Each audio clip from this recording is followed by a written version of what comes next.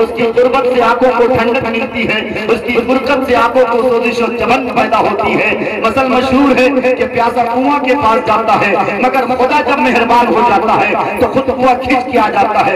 उसने इत्तेफाक देखिए कि आज हमारे बीच एक ऐसी अजीम हस्ती मौजूद है जिनकी तारीफ के लिए लोग साल पहले कोशिश किया करते हैं, लेकिन बावजूद इसके उन्हें तारीफ मिला करती, जिनकी सोहबत अल्लाह वालों की सोहबत कही जा सकती है। मेरी मुराद जनाब हज़रत मौलाना मुफ्ती सादुल अजीब साहब कासमी दामद बरकातहू लालिया है।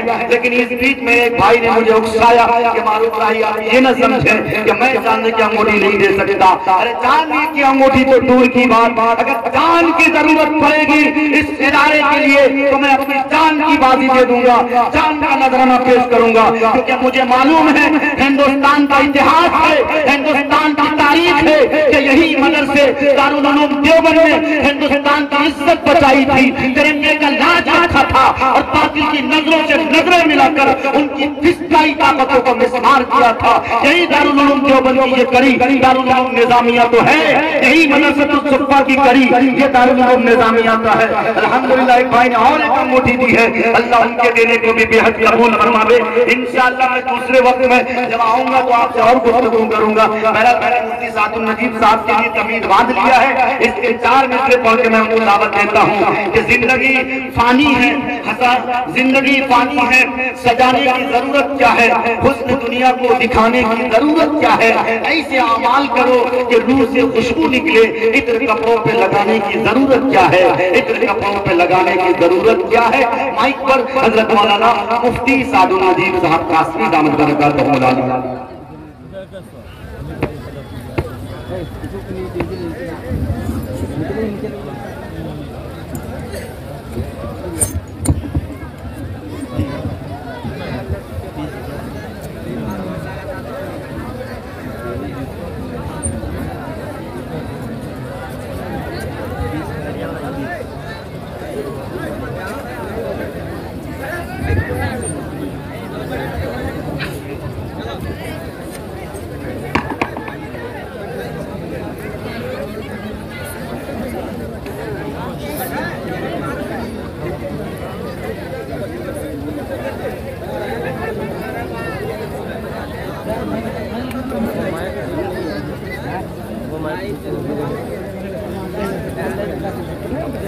Hello hello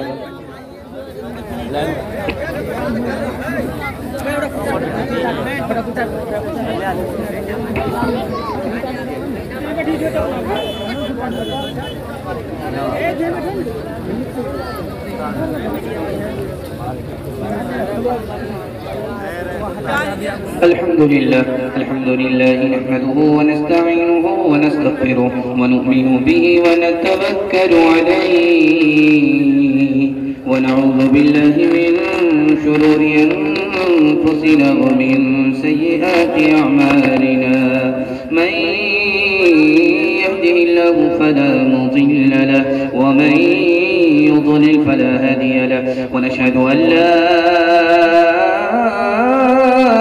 إله إلا الله وحده لا شريك له ونشهد أن سيدنا ونبينا وحبيبنا وشفيعنا وسندنا وإمامنا ومولانا محمدا عبده ورسوله صلى الله عليه وعلى آله وصحبه وبارك وسلم تسليما كثيرا كثيرا. أما بعد فأعوذ بالله من الشيطان الرجيم. بسم الله الرحمن الرحيم. كل نفس ذائقة الموت. صدق الله مولانا العظيم. وقال النبي صلى الله عليه وسلم والعاجز من أتبع نفسه هواها وتمنى على الله، أو كما قال عليه الصلاة والسلام سبحان الله وبحمده سبحان الله العظيم وبحمده يستغفر الله. صلى الله على سيدنا محمد صلى الله عليه وسلم. اللهم صل على سيدنا محمد يا رب صل عليه وسلم. बदल जाएगा मेयारे शराफत चश्मे दुनिया में ज़ियादा थे जो अपने ज़ोम में वो सब से कम होंगे। गुज़श्ता अज़मतों के तज़किरे भी रह न पाएंगे। किताबों में ही दफन अफ़साने जाओ हशम होंगे। तुम्हें इस इंक़िलाबे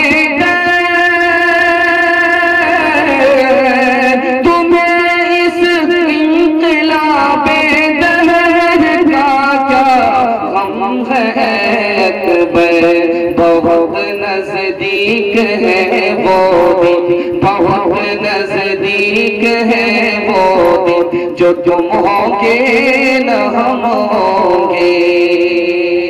बड़ा खूबसूरत जलसा बड़े प्यारे माहौल में आप लोग सुनने के लिए बैठे हैं। छोटा सा जलसा आपकी खिदमत में पेश किया जा रहा है, बड़े हौसले के सामने पेश किया जा रहा है। मुझे उम्मीद है कि दुआ तक आप हमारा साथ देंगे। हाथ उठा दीजिए इंशाअल्लाह। इस दुनिया में ऐसे जिए कि जैसे मरना ही नहीं। हाथ लगे इंशाअल्लाह। 3 सवाल है मेरे। उधर मार्केट की तरफ भाई लाइटें नहीं है, भाई के लाइट की जिम्मेदारी है। लाइट वाले भाई ध्यान दें, आपकी लाइट डिस्कनेक्ट हो रही बार बार। आप मार्केट की तरफ लाइट नहीं है, उधर लाइट का मुकम्मल इंतजाम करें। 3 सवाल मैं आपके सामने रखने के लिए जा रहा हूँ, उसके बाद पैगाम को शुरू कर रहा हूँ। बड़ा छोटा जलसा है, बड़े हौसले के साथ आप लोग सुनने के लिए बैठे हैं। हमारे सुनाने को, आपके सुनने को अल्लाह बेहद कबूल फरमाए। मरने से पहले मर जाओ, इसका क्या मतलब हुआ? 2 मतलब है। पहला मतलब क्या है, दूसरा मतलब क्या है? अपने घर को कब्रिस्तान मत बनाओ, इसका 2 मतलब है। पहला और दूसरा मतलब क्या है, ये मेरा दूसरा सवाल है। दिल जिंदा और मुर्दा कब होता है, कैसे होता है? कौन सा दिल जिंदा होने के बाद भी वो मुर्दा होता है? कौन सा दिल मुर्दा होने के बाद भी जिंदा होता है? वो कौन सा दिल जिंदा है, कौन सा दिल मुर्दा है? ये मेरा आखिरी सवाल है। इंशाअल्लाह मुकम्मल सुनना है, मुकम्मल अमल करना। हाथ उठा दिए इंशाअल्लाह। 3 सवालों से मेरा पैगाम शुरू हो रहा है।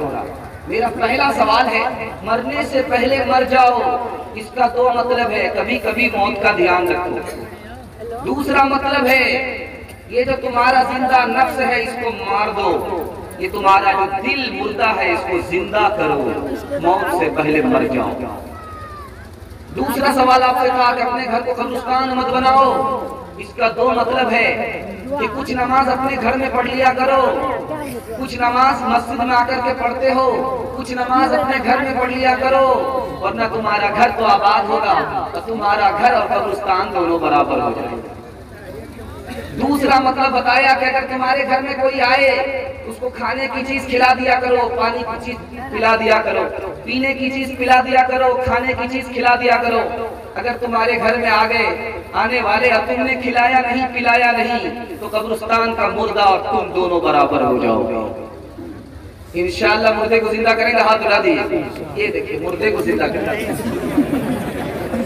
परागंदा बहुत है दिल मेरा दुनिया के धंधों से, परागंदा मेरा दिल, परागंदा बहुत है दिल मेरा दुनिया के धंधों से, परागंदा मेरा दिल है, परागंदा बहुत है दिल मेरा दुनिया के धंधों से।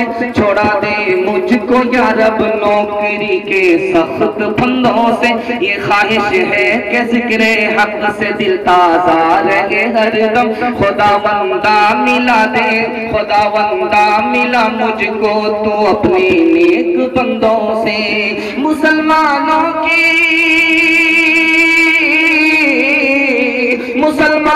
की खुशहाली की बेशक धुन है सैयद को, मगर ये काम निकलेगा, मगर ये काम निकलेगा न लेक्चर से न चंदों से, मगर ये काम निकलेगा न लेक्चर से न चंदों से। बड़ा खूबसूरत मुताला मस्जिद के हवाले से रखने के लिए जा रहा हूँ। 2 से 3 मिनट में गुजर जाएगा। इंशाअल्लाह मस्जिद को आबाद करेंगे। हाथ उठा दीजिए इंशाअल्लाह। के लिए जा रहा हूँ।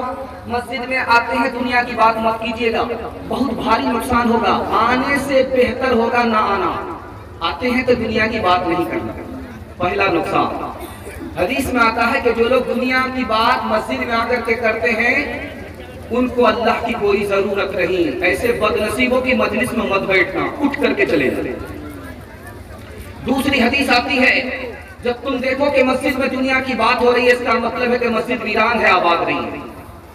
मस्जिद में दुनिया की बात हो रही है, इसका मतलब है कि मस्जिद वीरान है, आबाद नहीं है। तीसरी हदीस आ रही है, अल्लाह के दरबार में आकर के दुनिया की बात करना ऐसे ही है जैसे कि चूल्हे में लकड़ी को झोंकना।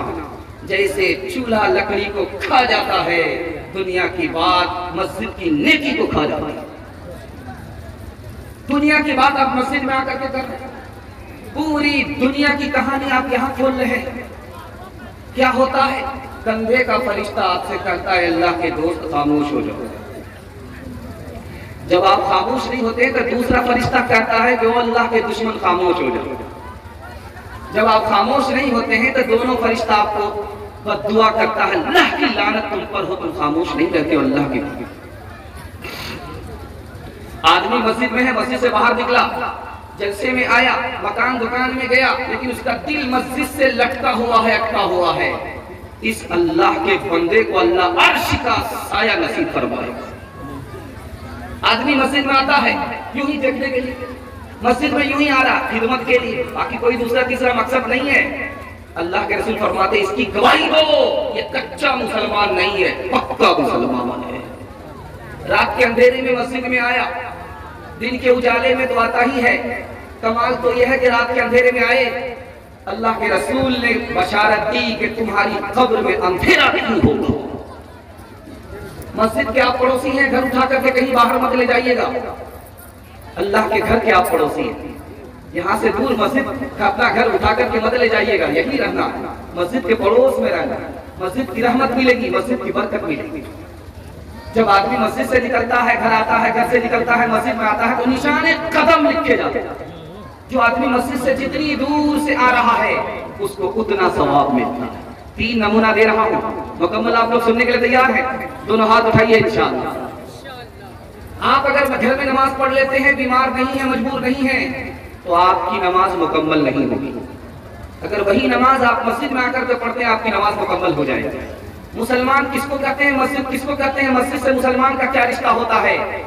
मुसलमान पहले अल्लाह का घर बनाता है, बाद में अपना घर बनाता है। अपना घर बने या न बने, पहले अल्लाह के घर की बुनियाद रखता है। मुसलमान किसका नाम है? आखिरी मिसाल दे रहा हूँ। अफ्रीका में एक स्टेट है, अफ्रीका में एक शहर है, उसका नाम है कीप टाउन। अफ्रीका के एक शहर का नाम है कीप टाउन। उसमें मुसलमानों को जेल में डाल दिया। अंग्रेज हुकूमत करता है, अंग्रेज सरकार है। मुसलमानों को जेल में डाल दिया और कहा कि जेल से बाहर निकलो, मेरे दुश्मन से मुकाबला करो। मुसलमानों ने एक शर्त लगा दी कि तुम्हारे दुश्मन से तुम मुकाबला करो, हम नहीं करेंगे, हम जेल ही में रहेंगे, तो तुमको जेल से बाहर निकाल देंगे अगर तुम हमारे दुश्मन से मुकाबला करोगे। मुसलमानों ने एक शर्त लगा दी, एक शर्त पर मुकाबला करेंगे, यही शहर में मस्जिद नहीं है, तुम अल्लाह का घर मस्जिद हमें बनाने के लिए दोगे तो हम मस्जिद के लिए जान भी, खानदान भी कुर्बान कर देंगे। इंशाअल्लाह मस्जिद को सजदे से, चंदे से आबाद करेंगे। हाथ उठाइए इंशाअल्लाह। मस्जिद में खामोश नहीं बैठेंगे, हाथ उठाइए इंशाअल्लाह। ये देखिए, अदब से रख कदम आजा, अदब से रख कदम आजा, मुश्किल कुशा है ये, फरिश्ते इसके दरबार है, खुदा मिलने की जा है ये, है तलब खैर की, कर खैर के असबाब बना, पुल बना, चाह बना, मस्जिद व तालाब बना, दुनिया में बेखबर रहे जो परवरदिगार से शायद है जिंदा नहीं वो इख्तियार से। दुनिया में बेखबर है जो परवरदिगार से, शायद है जिंदा तो नहीं वो इख्तियार से। एहसान अज़ली तेरी कुदरत पे मैं निसार, क्या सन्नाते बनाई है मुश्ते गुबार से। एक बड़ा प्यारा नमूना मुताला निकल गया, मोहब्बत में आपने सुन लिया, मुझे भी पता नहीं चला, आपको भी पता नहीं चला। थोड़ा साथ देंगे, थोड़ा साथ नहीं देंगे, हाथ उठाइए इंशाल्लाह। ये देखिए भाई पार जा रहे हैं। अगर आप लोग ठीक ठाक नहीं हुए तो ठीक पैगाम तक आपका जनाजा ही पड़ा जाएगा। जरा ध्यान रखिएगा कि कहाँ हाथ उठाना है, कहाँ नहीं हाथ उठाना है। इससे पता चलता है कि आप बेदारी से सुन रहे हैं, समझ भी रहे हैं। दूसरा मुताला लेकर के आ रहा हूँ वजू के हवाले से। हम लोग वजू करते हैं और उसको अहमियत नहीं देते, वजू कितनी बड़ी दौलत है, आपको सुनाने के लिए जा रहा हूँ। हम वजू क्यों करते हैं नमाज से पहले? अगर नमाज से पहले वजू नहीं करते तो गफलत में नमाज गुजर जाती, इसलिए वजू करते। हम वजू क्यों करते हैं नमाज से पहले? नमाज पढ़ने के लिए आए, पहले वजू करते हैं। वजू क्यों करते हैं? गफलत की वजह से दिल का नूर निकल गया, गुनाह की वजह से दिल का नूर निकल गया। जैसे ही वजू किया वो नूर वापिस आ गया, इसलिए पहले वजू करते हैं, उसके बाद नमाज। बहुत खास बात आपको सुनाने के लिए जा रहा हूं। अल्लाह के हुजूर आप खड़े हैं, कोई बगल में आपका दोस्त आया, आपको हंसा दिया, आप हंस दिए नमाज में। जहां हंसे वहां फंसे, आपकी नमाज भी गई, आपका वजू भी गया। अब सुनकर के बड़ा ताज्जुब होगा कि भाई नमाज क्यों गई? नमाज गई तो वजू क्यों गया? पेशाब आया नहीं, पखाना आया नहीं, हवा खारिज हुई नहीं, वजू कैसे टूट गया? ये राज मैं आपको बता रहा हूँ, ध्यान से सुनिएगा। ऐसा पीछे गिर लेते आप लोग, अच्छा ध्यान रखिएगा। वजू देखिए, ध्यान रखिएगा, ध्यान से सुनिएगा जो मैं आपको सुनाने के लिए जा रहा हूँ, इसको बहुत ध्यान से सुनिएगा। आप आए हैं नमाज पढ़ने के लिए और किसी दोस्त ने आपको देखा, आपके चेहरे को देखा, आप हंस देते। उस हंसने की आवाज को बगल वाला भी सुन लेता, हंसने की आवाज को बगल वाला भी सुनता है, तो आपकी नमाज भी गई, आपका वजू भी गया। वजू क्यों गया ये राज आपको बता रहा हूं, क्योंकि आप खुदा के दरबार में थे, खुदा के सामने खड़े थे, खुदा आपको देख रहा था। हंसना बहुत बड़ा जुर्म हो गया, इसलिए नमाज भी गई, वजू भी गई। दूसरी बात को याद रखिए, ध्यान से इसको सुनिएगा। हम तयम्मुम क्यों करते हैं? पानी नहीं मिला तयम्मुम करते हैं। तयम्मुम क्यों करते हैं? इसलिए कि अल्लाह ताला ने सारी मखलूक को मिट्टी से और पानी से पैदा किया। सारी मखलूक को अल्लाह ताला ने पानी और मिट्टी से पैदा किया। पानी से करीब मिट्टी है, मिट्टी से करीब पानी है। अगर पानी नहीं मिलता तो मिट्टी हर जगह मिल ही जाती है। अल्लाह ताला आसानी के लिए हमको दीन दिया है, परेशानी के लिए नहीं दिया है। पानी नहीं मिला तयम्मुम। ध्यान से सुनिएगा, बहुत अहम नुक्ता आपके सामने रखने के लिए जा रहा हूं, इसको बहुत ध्यान से आप लोग सुनिएगा। कुरान हमारे घर में है, उसको बगैर वुजू के छू सकते हैं? नाबालिग बच्चा छू सकता है। कुरान हमारे घर में है, उसको बगैर वुजू के छू सकते हैं? हाँ छू सकते हैं, अगर उस पर जुज़दान लगा हुआ। हम बगैर वुजू के कुरान को छू सकते हैं, मजबूरी में छू सकते हैं कि जलने जा रहा है, डूबने जा रहा है। ऐसी हालत में हम कुरान को बगैर वुजू के छू सकते हैं, वरना आम हालत में पहले वुजू उसके बाद। बस्ती में सुबह हो रही थी, मुर्गा बांध दे रहा था, तो गीदड़ आ गया, कहा ओ मोहसिन साहब पीछे आओ। तो कहा क्यों? कहा कि तुमने अजान दिया, नमाज कौन पढ़े? मुर्गा सोचा कि वो इसका मतलब है कि बड़ा होशियार मुक्तदी आया है। मुर्गा उससे ज्यादा एडवांस था, उसने कहा मैं तो मोहसिन हूँ, आप कौन है? कहा मुक्तदी हूँ। कहा इमाम का इंतजार करो।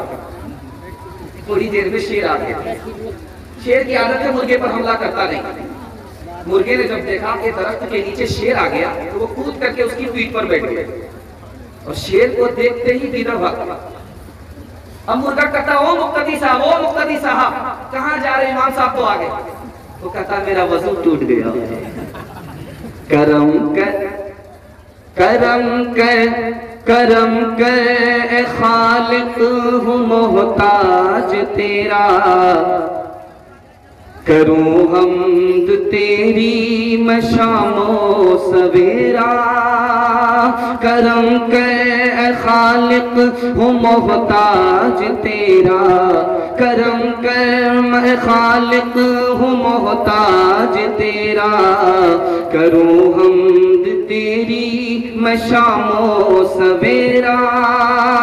हूँ शर्मिंदा या रब परेशान हूँ मैं, गुनाहों पे अपने पशीमान हूँ मैं। हूँ शर्मिंदा या रब परेशान हूँ मैं, गुनाहों पे अपने पशीमान हूँ मैं। पलीदी गुनाहों की तू पाक कर दे, बसोज़े मोहब्बत मेरे दिल को फरमा। तेजी के साथ वजू के हवाले से नमूना आ गया, आपने दिल से सुन लिया। इंशाअल्लाह गुस्ल के बाद वजू करेंगे, हाथ उठाइए इंशाअल्लाह। ये देखिए, गुस्ल के बाद वजू करने की कोई जरूरत ही नहीं है। और एक बात याद रखिए कि गुस्ल के दौरान आपका वजू टूट भी जाए तो भी वजू करने की जरूरत नहीं। आप गुस्ल कर रहे थे, पेशाब लग गया, ये पेशाब करके फिर गुस्ल करने लगे, अब वजू करने की जरूरत नहीं है। वजू करना है तो गुस्ल से पहले, गुस्ल के दरमियान वजू टूट जाए तो भी वजू की जरूरत नहीं, गुस्ल के बाद वजू की जरूरत ही नहीं, क्योंकि जब पूरे जिस्म में पानी बहा लिया उसमें 72 वजू आ गया। गुस्ल के हवाले से नमूना देने के लिए जा रहा हूँ, इसको बहुत ध्यान से सुनिएगा जो मैं आपको सुनाने के लिए जा रहा हूँ। आप कपड़ा पहनिए, पुराना चल जाएगा, लेकिन मैला कुछ हिला मत पड़िएगा। अल्लाह के रसूल को पसंद नहीं, फरमाया इसको क्या हो गया, इससे इतना नहीं होता कि कपड़े को धो लेता, कपड़े को पाक साफ कर लेता, मैल कुचैल साफ कर लेता। आपके सर में बाल है, कोई दिक्कत की बात नहीं, तेल लगाइए या नहीं लगाइए, तेल लगाना सुन्नत है, लेकिन बाल को बिखरे मत छोड़िए, उसको संभालना, उस पर कंघा करना भी सुन्नत है। बहुत सारे लोग क्या कहते हैं, मुझे तेल लगाने की आदत नहीं है। ये आदत क्या अपने बाप के यहाँ से लेकर क्या है? नबी की सुन्नत है तेल लगाना। ये डीजल है, डीजल। जिस तरह के डीजल के साथ मोबिल है, उसी तरह मोबिल की जगह सर में तेल है। ये तेल लगाना सुन्नत है। बाल को बिखर करके रखना ये खिलाफ सुन्नत है। बाल को समेटना, कंघा करना ये भी सुन्नत है। अल्लाह के रसूल ने कहा कि इसको क्या हो गया, ये महिला को चला रहता है, इसको क्या हो गया, ये बाल में कंघा भी नहीं करता। नुक्ते की बात याद रखिए, जब आदमी पेशाब करता है तो वजू करता, जब मनी निकलता है तो गुस्ल करता। दोनों में फर्क क्या है, ये राज बता। जब आदमी पेशाब करता है तो पेशाब की नाली से पेशाब आता है, जब आदमी के जिस्म से मनी निकलती है तो पूरे जिस्म से निकलती है, झिंझोड़ करके रख देती है। जब आदमी गुस्ल करता है तो वजन जो टूट रहा था वो असली हालत में लौट जाता है। इसलिए मनी निकलने के बाद गुस्ल है, पेशाब के बाद वजू है। आपके घर में गुस्ल खाना है, गुस्ल खाना में अगर कच्चा है तो पेशाब मत कीजिएगा। गुस्ल खाना पक्का है तो पेशाब करना जायज है, लेकिन तकवे के खिलाफ है। अगर पक्का गुस्ल खाना है, सीमेंटेड है, अगर आप उसमें पेशाब कर देते हैं तो पहले पेशाब को बहाइए, उसके बाद गुस्ल कीजिए। लेकिन आपको एक नुकसान होगा, वसवसे की बीमारी पैदा हो जाएगी। इसलिए गुस्ल कच्चा रहे या पक्का रहे, आपको गुस्ल खाने में पेशाब नहीं करना। जब आदमी के ऊपर गुस्ल वाजिब हो जाता है तो मस्जिद में दाखिल नहीं होता, मस्जिद में दाखिल होना मना है। जब आदमी के ऊपर गुस्ल वाजिब हो जाता है तो कुरान पढ़ना मना है। कुरान पढ़ना मना क्यों है, मस्जिद में दाखिल होना मना क्यों है, ये राज मैं आपको बता रहा हूँ। आप लोग मुकम्मल सुनने के लिए तैयार हैं? दोनों हाथ उठाइए इंशाअल्लाह। बहुत प्यारा नमूना आपकी खिदमत में लेकर के आ रहा है। ये जो मस्जिद है, जो जिस मस्जिद का ये जलसा हो रहा है, ये काबे का नमूना है। काबे में नापाक आदमी दाखिल नहीं हो सकता, बेअदबी है। मस्जिद में दाखिल नहीं हो सकता, मस्जिद की बेअदबी।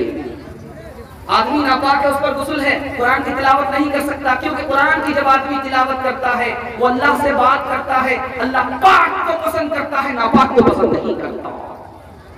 तीसरी और अहम बात बताने के लिए जा रहा हूं। आज परेशानी क्या होती है, हर आदमी गुस्ल कर रहा है, लेकिन जहां जनाजा उठा तो मुर्दा को गुस्ल देने दिलाने वाला कोई आदमी मिलता नहीं। कोई आदमी मुर्दा को गुस्ल देने के लिए तैयार नहीं, तो मुझको जानकारी ही नहीं। अरे अल्लाह के बंदे अपना गुस्ल किस तरह करते थे, वैसे ही तो मुर्दे को कराना है, थोड़ा बहुत जानकारी की जरूरत है। मैं आपको सुनाने के लिए जा रहा हूँ। मुर्दा पड़ा हुआ है, उसको गुस्ल देने से पहले क्या क्या सामान चाहिए और गुस्ल कैसे दिया जाता है, आप लोग मुकम्मल सुनेंगे, समझेंगे। अल्लाह आपके इल्म में इजाफा, अल्लाह आपके इल्म में इजाफा फरमाए, मेरे मुताला को ताज़ा फरमाए। मुर्दा के गुस्ल देने से पहले इस्तिंजा के ढेले को रखना होगा, 3 ढेला या 5 ढेला, पहला काम। दूसरा काम, गुस्ल से पहले बैरी का पत्ता रखना होगा। तीसरा काम, लोबान रखना होगा 10 ग्राम। चौथा काम, इतर की शीशी रखनी होगी 4 माशा। 5वां काम, रुई रखनी होगी। और छठा, काफूर रखना होगा 5 ग्राम। और ध्यान दीजिएगा, 2 कपड़े रखने होंगे 1.25 मीटर के, जिसको तहबन कहते हैं। 2 कपड़े रखने होंगे 1.25 मीटर के, जिसको तहबन कहते हैं। और दस्ताने के लिए 25-25 सेंटीमीटर के 2 कपड़े रखने होंगे। ये गुस्ल से पहले आपको रखना। अब देखिए गुस्ल कितना आसान है, मैं आपको बताने के लिए जा रहा हूँ। जिस तख्ते पर गुस्ल देने के लिए जा रहे हैं उसको धुनी दीजिए। गुस्ल देने से पहले, मुर्दे को डालने से पहले धुनी दीजिए 5 मरतबा, 7 मरतबा, 3 मरतबा, जितनी मरतबा देनी है धुनी देनी है। उसके बाद मुर्दे को उस पर लिटाइए, उसका कपड़ा उतारिए, लेकिन सत्र का कपड़ा नहीं उतारना। सारे कपड़े उतार देने हैं, सत्र का कपड़ा, पर्दे का कपड़ा नहीं उतारना। उसके बाद देखिए इस्तिंजा कराना है। इस्तिंजा का मतलब हुआ कि दस्ताना पहन करके बाएं हाथ में ढेला लेकर के शर्मगाह को पोंछना है, पेशाब की जगह को पोंछना है, पखाने की जगह को पोंछना है। दूसरा दस्ताना लेकर के उसको भिगा करके उस पेशाब की जगह को पोंछना है, भिगा हुआ कपड़ा से पोंछना है पेशाब की जगह को, पेखाने की जगह को। ये इस्तिंजा हो गया। अब इसके बाद दूसरा काम क्या है, वजू कराना। तो वजू कहाँ से शुरू करेंगे, चेहरे से शुरू करेंगे। चेहरे को पहले धोएंगे, उसके बाद हाथ को धोएंगे, उसके बाद सर का मसा करेंगे, पैर को धो देंगे। अब क्या करेंगे, हमने जो रुई लिया था उस रुई से नाक को साफ करेंगे, मुंह को साफ करेंगे, कान को साफ करेंगे। और उसी थोड़ी सी रुई को नाक में डाल देंगे, कान में डाल देंगे, मुंह में डाल देंगे। अब सर को धोना है और दाढ़ी को धोना है साबुन से। उसके बाद अब देखिए गुस्ल वही है जो गुस्ल हम लोग करते हैं। इस तरह मुर्दे को बाईं करवट पर लेटा देना है, 3 बार सर से लेकर के पैर तक पानी डाल देना है। दाईं करवट पर लेटा करके 3 बार सर से लेकर के पैर तक पानी डाल देना। ये पहला गुस्ल है, ये फर्ज है। अब क्या करना है, इसके बाद मुर्दे को बिठा देना है, उसके पेट को सहलाना है, उसके पेट से कुछ निकले तो उसको धो देना है। उसके बाद फिर बाईं करवट पर लिटा करके सर से लेकर के पैर तक पानी बहाना है। फिर दाईं करवट पर लिटा करके सर से लेकर के पैर तक पानी बहाना है। ये जो दूसरी बार का गुस्ल है ये सुन्नत है। पहला गुस्ल और दूसरा गुस्ल गर्म पानी से देंगे, बैल के पत्ते वाले पानी से देंगे। और तीसरा जो गुस्ल होने वाला जा रहा, फिर बाईं करवट पर लिटाएंगे, फिर सर से लेकर के पैर तक पानी डालेंगे, फिर दाईं करवट पर लिटाएंगे, फिर सर से लेकर के पैर तक पानी डालेंगे। तीसरी मर्तबा जो पानी डाला ये गुस्ल भी सुन्नत है, लेकिन ये ठंडे पानी से, काफूर में मिले हुए पानी से गुस्ल देते। गुस्ल हो गया। अब वो जो कपड़ा मैंने आपको कहा था 1.25 मीटर का जो कपड़ा आपने लिया था, 2 कपड़े, उससे बदन को सुखाइए और बदन में लपेट करके उसको ले आइए। जो खुशबू आपने रखा था वो खुशबू लगा दीजिए, गुस्ल हो गया। मदरसे का बच्चा जा रहा था, 2 बूढ़े हुक्के का बाना दिल का धुआं निकाल रहे थे, बीड़ी पी रहे थे। तो बच्चा बोला कि दिन भर रात भर बीड़ी ही पीते रहोगे तो ये मसले मसाइल में जानते हो। कहा कि जो पूछना पूछो। कहा कि गुस्ल में कितने फर्ज है? कहा कि 10। कहा कि 10।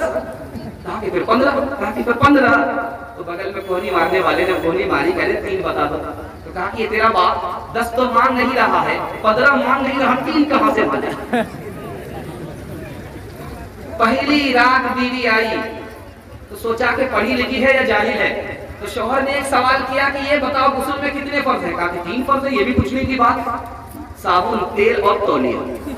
सफाई पोशाक को तंदीदनी है, मगर रो आलाइशों में सनी है। सफाई पोशाक को तंदीदनी है, मगर रो आलाइशों में सनी है। खमीदा है सर दिल में किब्रो मनी है, शरीफाना सूरत है सीरत तनी है। ये तहजीब नौ है नई रोशनी है, ये तहजीब नौ है नई रोशनी है। आखिरी मुताला आपको मस्जिद के हवाले से सुनाने के लिए जा रहा हूँ। जुमा का दिन होता है, हम लोग जुमा पढ़ने के लिए आते हैं। जुमा के हवाले से नमूना देने के लिए जा रहा हूँ। इंशाअल्लाह जुमा गुस्ल करेंगे, हाथ उठाइए इंशाअल्लाह। ध्यान दीजिएगा, बड़ा खूबसूरत मुताला आपकी खिदमत में लेकर के आ रहा हूँ। जुमा के हवाले से सुनाने के लिए जा रहा हूँ, इसको बहुत ध्यान से सुनिएगा। जुमा के दिन को जुमा क्यों कहते हैं? आदम और हव्वा जन्नत से जमीन पर जब उतरे थे तो जिस दिन दोनों जमा हुए थे वो जुमा ही का दिन था, इसलिए जुमा को जुमा कहते हैं। जुमा का दिन ईद का दिन होता है, क्यों? अल्लाह ने काम शुरू किया था बूद से और जुमा के दिन मुकम्मल हो गया था, इसलिए जुमा का दिन ईद का दिन है। जुमा का दिन सबसे बड़ा दिन है, क्यों? आदम उसी दिन पैदा हुए, जन्नत में उसी दिन दाखिल हुए, कयामत जुमा ही के दिन कायम होगी। जुमा के दिन सब डरते हैं, अगर डरता नहीं तो इंसान नहीं डरता। जुमा की रात में अगर किसी का इंतकाल हो जाए, जुमा के दिन में अगर किसी का इंतकाल हो जाए, उस पर अज़ाब कब्र नहीं होता। लोग ताज्जुब करते हैं कि नापाक आदमी, पापी आदमी, गुनहगार आदमी मर गया। अल्लाह ही चाहता है कि कुछ लोगों को बेहिसाब जन्नत में दाखिल कर दे, तो हमारे बाप और तुम्हारे बाप का क्या नुकसान होगा। चौथी बात को याद रखिए, जुमा के दिन एक घड़ी होती है कबूलियत की। जब खुतबा शुरू होता है उस वक्त से वो घड़ी शुरू हो जाती है, और जब सलाम होता है उस वक्त तक वो घड़ी रहती है। जुमा के दिन एक घड़ी होती है जो असर से लेकर के गुरूब तक रहती है, मगरिब तक रहती है। वो घड़ी ऐसी आती है कि उसमें जो भी दुआ कबूल की जाती है अल्लाह अपने फजल से कबूल फरमा लेता है। खास याद रखिए जुमा का दिन क्यों है। हम जो जुमा पढ़ने के लिए आते हैं, जुमा का दिन क्यों है? जुमा के दिन जमात ज्यादा होती है, अल्लाह की रहमत बंदे को ज्यादा मिलती है, इसलिए जुमा का दिन है। आलिम के सामने जाहिल आता है और जाहिल की गलती को आलिम सुधार देता है, जुमा इसलिए है। बेनमाजी जुमा के दिन आता है, उसको नसीहत मिलती है, नमाजी बन जाता है, इसलिए जुमा का दिन है। गरीब जरूरतमंद जुमा के दिन आता है, दरवाजे पर दस्तक लगाता है, उसकी जरूरत पूरी हो जाती है, इसलिए जुमा का दिन है। हम भी आपके भाई, आप भी हमारे भाई। भाई होने का मतलब ये हुआ कि आप जुल्म नहीं करेंगे। भाई होने का मतलब है कि नुकसान नहीं पहुंचाएंगे। भाई होने का मतलब है जरूरत में काम आएंगे। भाई होने का मतलब है मुश्किल को हल करेंगे। भाई होने का मतलब है कि मेरा ऐब देख लेंगे, उसको छुपाएंगे, उसको उछालेंगे। जुमा किस पर होता है ये मैं आपको राज बता रहा हूं, उसको ध्यान से सुनिएगा। बैठने दीजिए, देखने दीजिए, वो थक जाएंगे। आप लोग ध्यान से सुनिए, हमारी तरफ तवज्जो कीजिए। जलसा बड़ी तेजी के साथ निकल रहा, थोड़ा सा जलसा आपका बाकी रह गया। एक झटके में निकल जाएगा, आधा निकल चुका है, थोड़ा सा बाकी रह गया। ध्यान से सुनिएगा, मैं आपको सुनाने के लिए जा रहा हूँ। जुमा किस पर है? मर्द के ऊपर है, औरत के ऊपर नहीं। जुमा किसके ऊपर है? आजाद आदमी पर है, गुलाम पर नहीं है। जुमा किस पर है? तंदुरुस्त आदमी पर है, बीमार पर नहीं है। पढ़ लिया तो सवाब होगा। जुमा किस पर है? घर में रहने वाले आदमी पर है, मुसाफिर पर नहीं है। पढ़ लिया तो सवाब होगा। जुमा किस पर है? अक्ल आदमी पर है, पागल पर नहीं है। जुमा किस पर है? बालिग आदमी पर है, नाबालिग पर नहीं है। 1000 बच्चे तुम छल्ला लेकर के आ रहे, हाथी के गले में बिल्ली का फंदा। अब जैसे ही नमाज शुरू किया, उधर रेडियो स्टेशन शुरू हो गया। रोज की आदत बन गई है। जैसे ही इधर नमाज शुरू हुई, उधर उस तुम छल्ले ने अपना काम शुरू कर दिया। लोगों की आदत बन गई, कोई टोकता भी नहीं, कोई रोकता भी नहीं। याद रखिए, अल्लाह के रसूल ने कहा कि मस्जिद को पागल से बचाओ। अल्लाह के रसूल ने कहा कि बच्चे, नादान बच्चे से मस्जिद को बचाओ। नादान बच्चे कौन है? जो 7 साल से नीचे के हैं। 7 साल के नीचे के बच्चे को आपने लाया, नमाज लोगों की खराब कर दी। बच्चा गुनहगार नहीं होगा, बच्चे का बाप गुनहगार। 7 साल से नीचे के बच्चे को भूल से मत लाइए। 7 साल का बच्चा है, समझा करके लाइएगा, समझा करके लाइएगा, जाते हुए समझाइएगा कि बच्चा बेटा खुदा का दरबार है, तुम नमाज पढ़ोगे, तुम्हारी नमाज का सवाब मुझको होगा। अगर तुमने बेअदबी की, लोगों की नमाज खराब की, तुम्हारा गुनाह हमको। एक खास बात याद रखिए, जुमा के दिन 2 अजान होती है। एक अजान पहले होती है और दूसरी अजान खुतबे के वक्त होती है। पहली अजान हो गई है, अब खुतबे की अजान हो रही है। खुतबे की अजान दो मकसद से होती है। एक मकसद ये है कि मस्जिद के नमाजी जो अंदर तिलावत कर रहे हैं वो तिलावत को छोड़ दें, जो नफिल पढ़ रहे हैं वो नफिल छोड़ दें, खुतबा को सुनना है। और दूसरा मकसद क्या है कि जो बाहर अभी है काम धंधे में लगा हुआ, वो काम धंधा छोड़ करके मस्जिद में आ जाए। आपने देखा होगा कि जुमे के दिन 2 ही रकात आप पढ़ते हैं, 4 रकात नहीं पढ़ते। जोहर में 4 रकात पढ़ते हैं, जुमा में 2 रकात पढ़ते हैं। 2 रकात की जगह खुतबा है, खतीब खड़ा हुआ, आपने उसके चेहरे को देखा, इसकी बरकत से अल्लाह जन्नत में अपना दीदार अता फरमाएगा। एक बात को याद रखिए जो मैं आपको सुनाने के लिए जा रहा हूं। जुमा के दिन भी आप नहीं आए नमाज पढ़ने के लिए, जुमा के दिन भी आप नमाज पढ़ने के लिए नहीं आए। एक जुमा आपने टाल दिया, दूसरे जुमा को आपने टाल दिया, आपको कितना बड़ा नुकसान हुआ। अल्लाह के रसूल फरमाते हैं अल्लाह ऐसे दिल पर मोहर लगा देता है, ऐसे दिल पर मोहर लगा देता है। इंशाअल्लाह जुमा के बाद जुमा ही आएंगे, हाथ उठाइए। जुमा नमाज पढ़ेंगे, हाथ उठाइए इंशाअल्लाह। मौका मिलेगा तो आएंगे, हाथ उठाइए इंशाअल्लाह।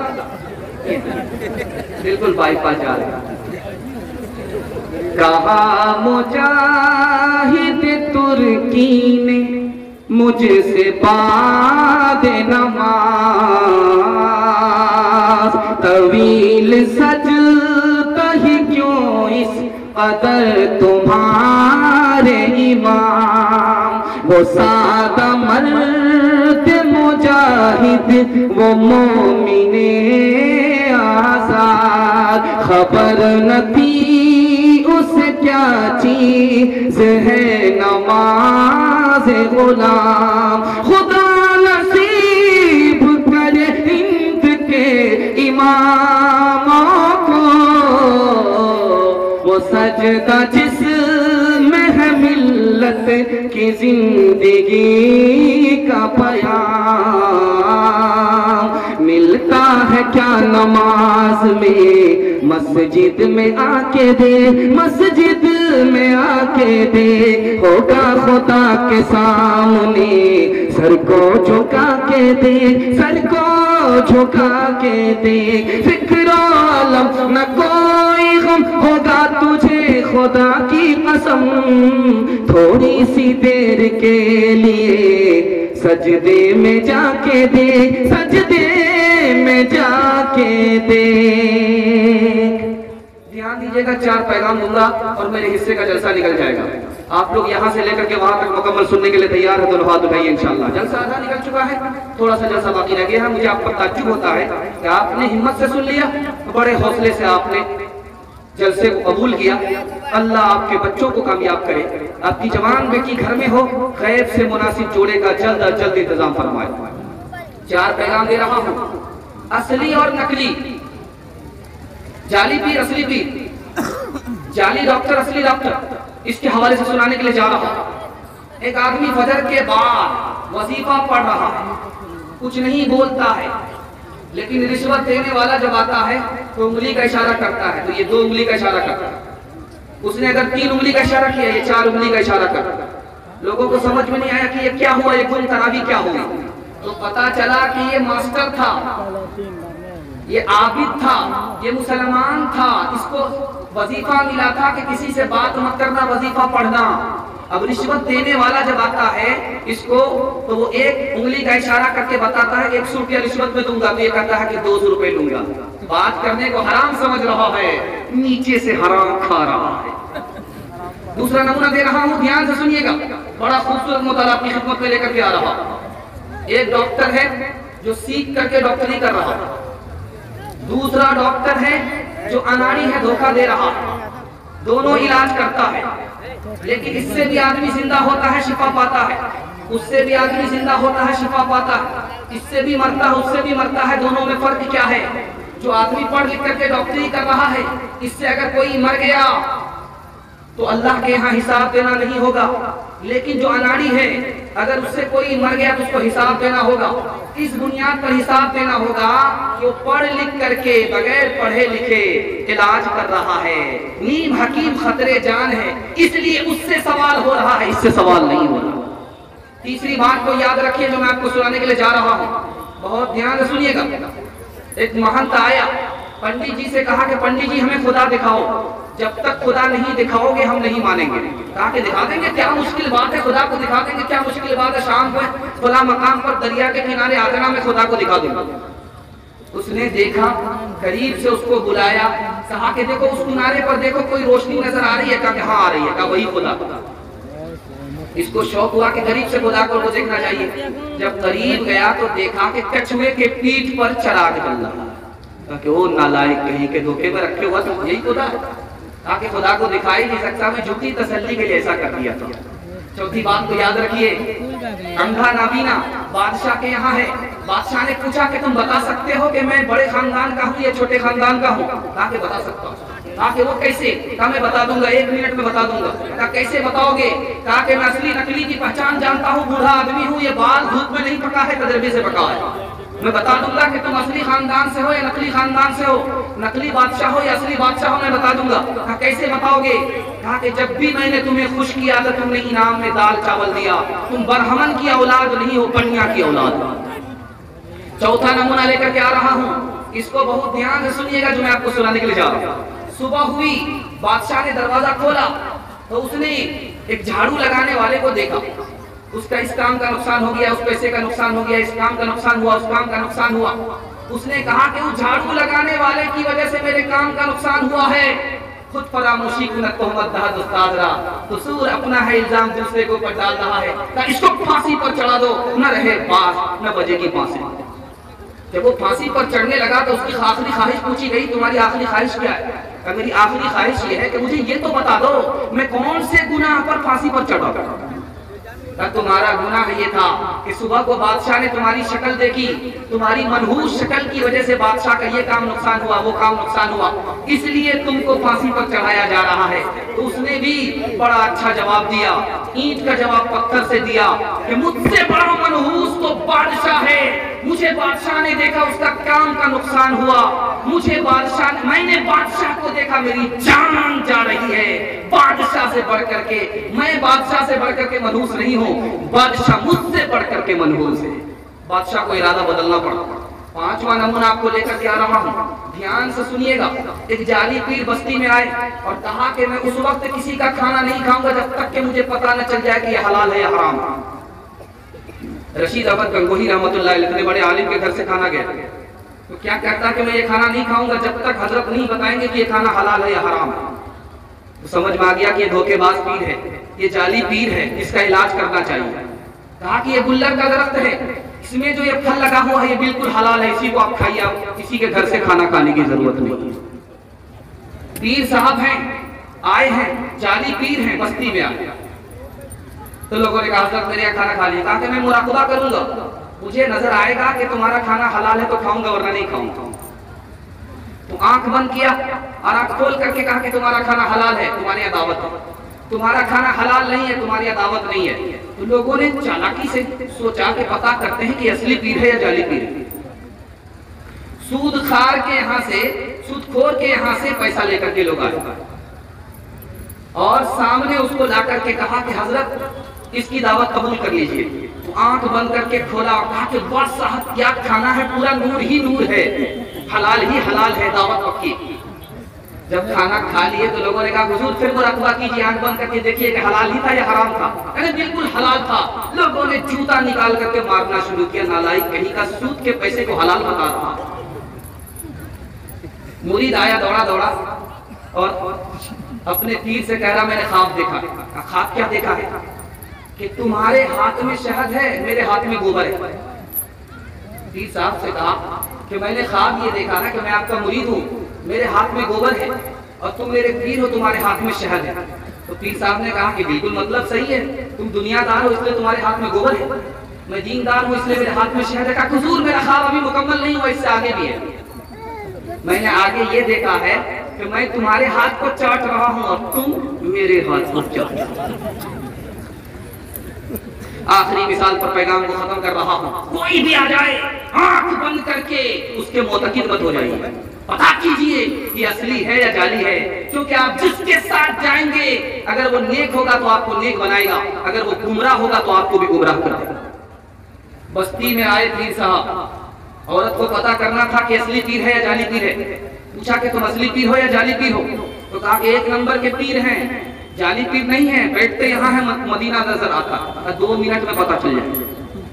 दस्तरखान लगाया, भात ला करके रख दिया, कहा कि खाना खाइए पीर साहब, आप तो 1 नंबर के पीर है।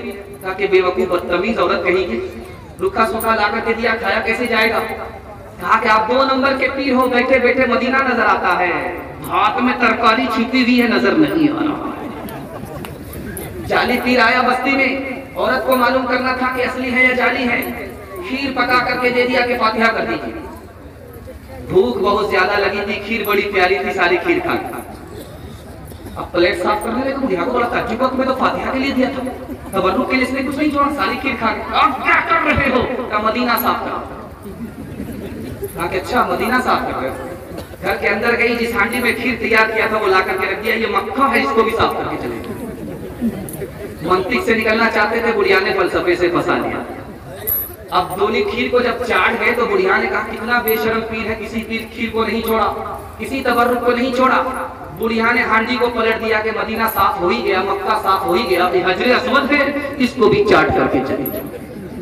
मिले जो दूध में चावल उसी को खीर कहते हैं। मिले जो दूध में चावल, मिले जो दूध में चावल उसी को खीर कहते हैं। जो सारी खीर खा जाए, जो सारी खीर खा जाए उसी को पीर कहते हैं। जो सारी खीर खा जाए उसी को पीर कहते हैं। ज़मीर मशरिक़ है ताजराना, ज़मीर मग़रिब है राहिबाना। ज़मीर मग़रिब है ताजराना, ज़मीर मशरिक़ है राहिबाना। वहाँ दिगर गो है लहज़ा लहज़ा, यहाँ बदलता नहीं ज़माना। किनारे दरिया ख़िज़र ने मुझसे कहा बअंदाज़े महरमाना। सिकंदरी हो कलंदरी हो, ये सब तरीक़े हैं साहिराना। खबर नहीं क्या रहे नाम इसका, खुदा फरेबी के खुद फरेबी, खुदा फरेबी के खुद फरेबी। अमल से फारिग हुआ मुसलमान, बना के तकदीर का बहाना। ध्यान दीजिएगा तेजी के साथ। दूसरा नमूना आ रहा आपकी खिदमत में, इंशाअल्लाह गौस का दामन नहीं छोड़ेंगे। हाथ उठा दीजिए इंशाअल्लाह। ये देखिए, पहले पकड़ेंगे तब न छोड़ेंगे, पकड़े कहाँ है कि नहीं छोड़ेंगे। ध्यान दीजिएगा, बहुत खूबसूरत मुताला आपकी खिदमत में लेकर के आ रहा हूँ, इसको ध्यान से सुनिएगा। बहुत प्यारा मुताला, इस पूरे जलसे का खुलासा जो मैं आपके सामने लेकर के आ रहा हूँ, इसको ध्यान से सुनिए। एक आदमी का पैसा गुम हो गया, वो आया झाड़ फूक करने वाले के पास कि मेरा पैसा रखा हुआ था, चांदी का सिक्का थैला, कहाँ गुम हो गया है पता नहीं है, जरा बता दीजिए। कहा बिल्कुल आसान है। इमाम अबू हनीफा रहमतुल्लाह अलैह ने कहा कि पता चल जाएगा, 2 मिनट में पता चल जाएगा। वजू करके मस्जिद में नमाज पढ़ने के लिए खड़े हो जाओ, जब तक याद ना हो तब तक नमाज पढ़ते रहना, तुमको पता चल जाएगा। वजू करके जैसे ही आया, 1 रकात पढ़ते थे, जैसे ही दूसरी रकात में खड़ा हुआ फौरन याद आया, सलाम फिर करके जो गया तो देखा वो सिक्का मिल गया। अब दौड़ा दौड़ा आया कि वाह साहब आपने क्या वजीफा बता दिया। दूसरी रकात ही में पता चल गया कि अल्लाह के बंदे तुम्हें शैतान ने बुलाया था, शैतान ने तुम्हें याद दिलाया ताकि तुम बाकी नमाज ना पढ़ सको। शैतान कब चाहता है कि खुदा का बंदा खुदा की बंदगी में झुक जाए। दूसरी बात को याद रखिएगा जो मैं आपको सुनाने के लिए जा रहा हूँ, इसको बहुत ध्यान से सुनिएगा जो मैं आपको सुनाने के लिए जा रहा हूँ। मालिक और नौकर दोनों बाजार आए, मस्जिद में अजान हुई तो नौकर कहता है मालिक से, हुजूर मुझको इजाजत दीजिए मैं नमाज पढ़ करके आता हूं। मालिक मगरूर खड़ा ही रहा, अल्लाह के आगे झुकने के लिए नहीं गया। नौकर झुक गया अल्लाह के आगे। अब ये इंतजार कर रहा है, इंतजार मौत से भी ज्यादा सख्त होता है। ये आवाज देता है कहाँ मर गया, सब नमाजी नमाज पढ़ करके निकल गए तो अंदर ही है। वो कहता कि मुझे अंदर से आने नहीं देता। कौन आने नहीं देता? जो तुम्हें अंदर से जो बाहर से तुम्हें अंदर आने नहीं देता, वही मुझे अंदर से बाहर जाने नहीं देता। तीसरा नमूना देने के लिए जा रहा हूं, ध्यान से सुनिएगा। बहुत खूबसूरत मुताला आपकी खिदमत में लेकर के आ रहा हूं। शागिर्द उस्ताद के पास आया, खाना ही खाना खा रहा है। एक अकेला शागिर्द 5 आदमी का खाना खा गया। दूसरा काम यह किया कि सोया तो सोता ही रह गया, तहज्जुद की नमाज नहीं पढ़ी, और उसके बाद जब फजर की नमाज पढ़ी तो वजू नहीं किया। उस्ताद की बेटी देख रही थी कि आपने इतनी तारीफ की आपने शागिर्दी की कि अल्लाह का वली है, वली होता तो इतना खाना कैसे खाया? एक आदमी 5 आदमी के बराबर खाना खा लिया। और अगर वली होता तो तहज्जुद की नमाज पढ़ता, तहज्जुद की नमाज तो इसने पढ़ी नहीं। अगर वली होता तो वजू करके फजर की नमाज पढ़ता, वजू तो नहीं किया। तो उस्ताद ने शागिर्द से पूछा कि बात क्या है? तुमने ज्यादा खाना खाया, ओवर खाना खाया, और तुमने तहज्जुद की नमाज भी नहीं पढ़ी और फजर की नमाज के लिए वजू नहीं किया। तो शागिर्द का जवाब सुनिए, खाना हलाल था इसलिए ज्यादा खाया, और रात में नींद ही नहीं आई, मसले मसाइल निकालने में लग गया। 70 मसाइल निकाले, तहज्जुद का मौका नहीं मिला और वजू टूटा ही नहीं, इसलिए ईशा के वजू से फजर की नमाज पढ़ी। आखिरी मिसाल पर पैगाम को खत्म कर रहा हूं। आखिरी पैगाम, आखिरी मिसाल पर पैगाम को खत्म कर रहा हूं। इंशाअल्लाह जो खुदा का नहीं होता वो किसी का नहीं होता। जो खुदा का हो गया सारी खुदाई उसके हिस्से में आ जाती है। इंशाअल्लाह खुदा को खुश करेंगे, हाथ उठाइए इंशाअल्लाह। बुढ़ापे में तौबा करेंगे, हाथ उठाइए इंशाअल्लाह। ध्यान रखिएगा, ध्यान रखिएगा। जो आखिरी नमूना आपको सुनाने के लिए जा रहा हूं। खान साहब पास हो रहे थे, एक आदमी को देखा गैर मुस्लिम को किबले की तरफ पेशाब कर रहा था। खान साहब ने कहा, ओ सुअर का बच्चा, तू मेरे किबले की तरफ पेशाब कर रहा है, तेरी जान मार डालेगा। वो हाथ जोड़ करके खड़ा हो गया कि आइंदा हुजूर पेशाब नहीं करेंगे। अगले दिन देखा कि यही खान साहब किबले की तरफ पेशाब कर रहा। जब ये फारिग हुआ तो कहा कि खान साहब कल तो मेरी जान ले रहे थे, आज तुम किबले की तरफ तुम पेशाब कर रहे हो। तो खान साहब ने कहा, किबला तेरे बाप का है कि मेरे बाप? कल्बे सुकूने सुकूने कल्ब की दौलत कहाँ दुनिया फानी में, बस एक गफलत सी हो जाती है और वो भी जवानी में। सुकूने कल्ब की दौलत कहाँ दुनिया फानी में, बस गफलत सी हो जाती है और वो भी जवानी में। तेरी पाकीज़ा सूरत कर रही है हुस्न ज़न पैदा, मगर आँखों की मस्ती डालती है बदगुमानी में, मगर आँखों की मस्ती डालती है बदगुमानी में, मगर आँखों की मस्ती डालती है बदगुमानी में। अजल की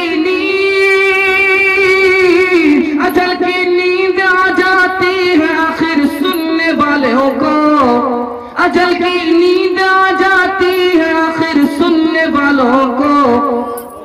कयामत का असर पाता हूँ दुनिया की कहानी में, कयामत का असर पाता हूँ दुनिया की कहानी में। मौका मिलेगा तो नमाज पढ़ेंगे, हाथ उठा दीजिए।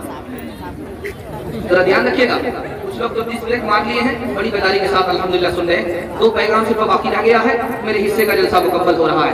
सुनाने के लिए जा रहा हूं औरतों के हवाले से। आप लोग मुकम्मल सुनने के लिए तैयार हैं? दोनों हाथ रहिए इंशाअल्लाह। हर काम बीवी से पूछ करके करेंगे, हाथ रहिए इंशाअल्लाह।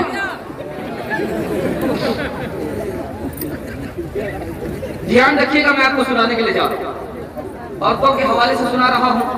अभी स्टेज पर बैठा सरपंच साहब ने फरमाइश किया काली गोरी के हवाले से, वो भी सुना दूंगा, और सिर्फ 10 से 15 मिनट का मेरे हिस्से का जलसा है, उसको मुकम्मल करा देता हूँ। अल्लाह को जज़ाए खैर दे, आपने यहाँ तक साथ दिया, वहाँ तक अल्लाह साथ देने की तौफीक दे, और आपकी दुनिया भी बनाए, आपके दीन को भी बनाए, हर तरह की सरबुलंदी से अल्लाह आपको मालामाल फरमाए। आमीन बोलिए। कबूलियत की घड़ी अल्लाह आसमान पर आ चुका है। ध्यान से सुना रहा हूँ, इसको ध्यान से सुनिए।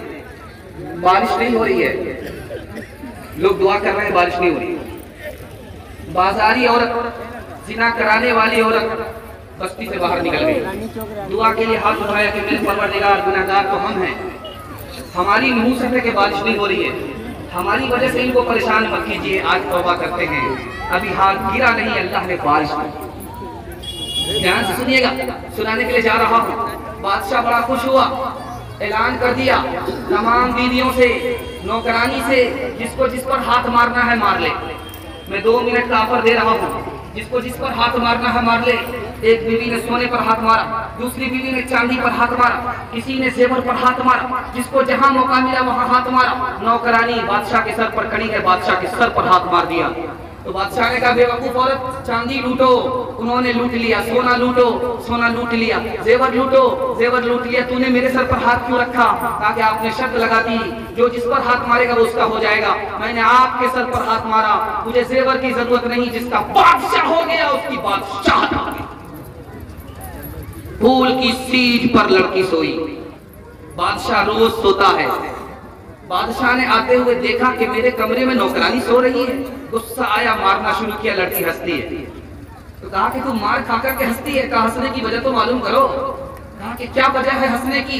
हंसने की वजह यह है कि थोड़ी देर में तुम्हारे बिस्तर पर सोई, तुमने मुझे इतने कोड़े मारे, तुमने बचपन से 55 कर दिया। खुदा रसूल से मतलब नहीं, खुदा तुम्हें कितने कोड़े मारेगा इस ख्याल से हंसी आई।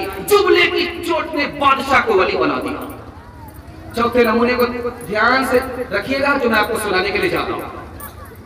बड़ा प्यारा मुताला आपकी खिदमत में आ रहा है। बादशाह गुजर रहा था ये मालूम करने के लिए कौन मेरे खिलाफ बोलता है, कौन मेरा दुश्मन है, कौन क्या बोलता है। रात के सन्नाटे में गुजर रहा है। लड़कियां कपड़ा बुन रही हैं, चराग जल रहा है। एक लड़की कहती वो जा रहा था, दूसरी लड़की कहती वो नहीं है, तीसरी लड़की कहती वही तो है। बादशाह के कान खड़े हुए, जरूर कोई प्लान हो रहा है। पुलिस वाले को भेजा के हथकड़ी लगा करके लाओ। जब तीनों लड़की सामने आई तो कहती है तो वही तो है, दूसरी कहती वो होते तो वो होते, तीसरी लड़की कहती वो नहीं वो तो है। तो बादशाह का और दिमाग खराब हो गया, पहली बार क्या कहा नहीं समझा, दूसरी बार क्या कहा नहीं समझा। तो लड़कियों से कहा कि तुमने पहली बार क्या कहा समझाओ, पहले हथकड़ी हटाओ उसके बाद समझा।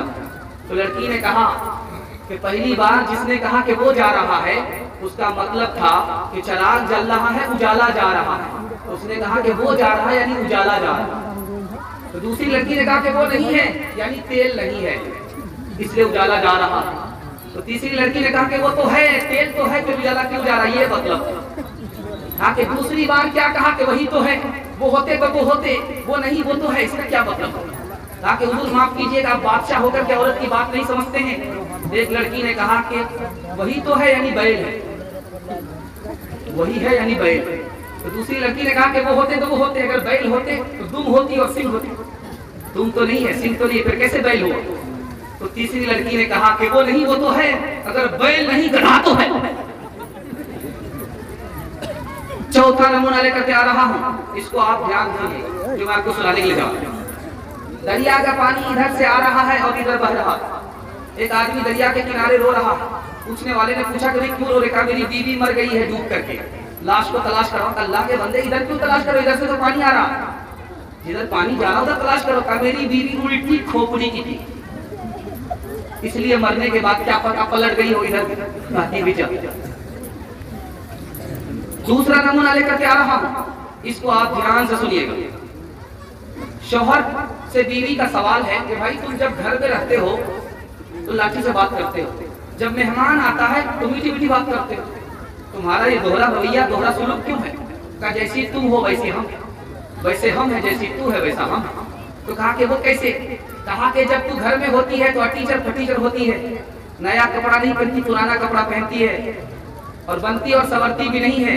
लेकिन जब घर से बाहर निकलती है तो बन संवर करके निकलती है, जैसी तू है वैसा मैं। छोटा भाई उसका बाल पक गया, बड़ा भाई उसका बाल अभी कच्चा ही है। सवाल पूछा भाई तुम्हारा बाल लग गया, तुम उम्र में छोटे हो, उसका बाल अभी कच्चा ही, वो उम्र में बड़ा है। तो उसने कितना प्यारा जवाब दिया कि मेरे घर रोज झगड़ा होता है, मेरे घर रोज झगड़ा होता है। उस झगड़े ने मुझे वक्त से पहले बूढ़ा कर दिया, उसके घर में झगड़ा ही नहीं होता, इसलिए बूढ़े को जवान बना दिया। आखिरी नमूना दे रहा हूं, इसको बहुत ध्यान से सुनिएगा जो मैं आपको सुनाने के लिए जा रहा हूं। दामाद आया है ससुराल में तो सास ने खिचड़ी बना करके दी थी। तो दामाद ने कहा कि मैं जेल में आया हूँ या मेहमान खाने में आया हूँ। ये खिचड़ी तो कैदी को दी जाती है। तो सास बड़ी होशियार थी, उसने कहा कि बेटा खिचड़ी को बुरा भला मत कहो, ये खिचड़ी बहुत अच्छी ग़िज़ा होती है, पेट भी खराब नहीं होता और हजम भी हो जाती है। दामाद समझ गया कि मुर्गा बचाने की प्लानिंग है।